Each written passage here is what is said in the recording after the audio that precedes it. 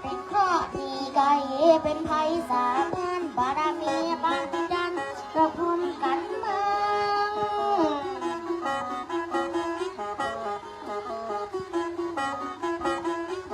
เจ็ดศอกตั้งหน้าหาวาตั้งหลังป้องกันละวังทั้งสองบางครั้งอมโมพุทโธสัมมาสังฆังแวดไว้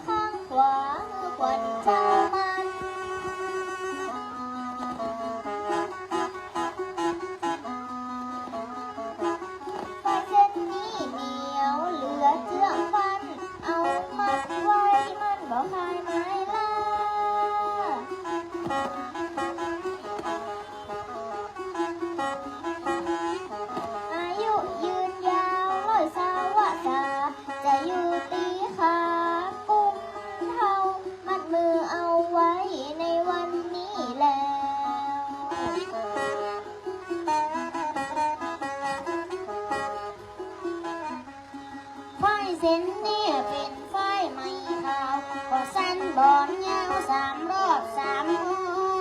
น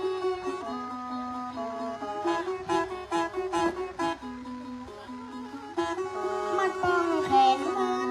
แนมอ้อมล้อมกว่าจะอยู่ต้นขมงจอม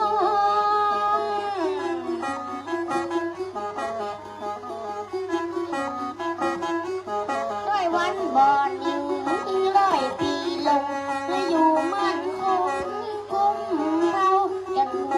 ยังดาวหัวขาวซ่องปอง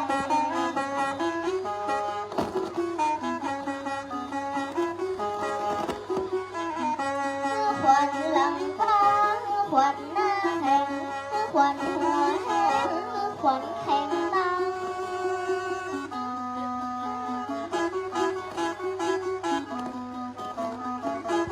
ขวัญนิ้วตีนมือสละสลังขวัญแก้มสองข้าง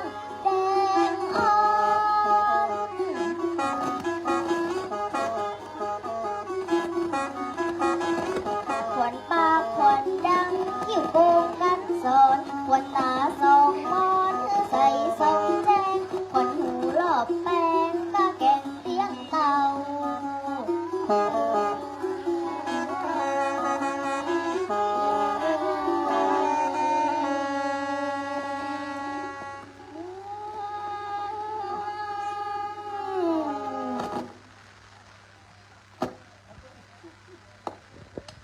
ขอบคุณหน่อยโป๊ะเป๊ะโป๊ะเป๊ะอันแน่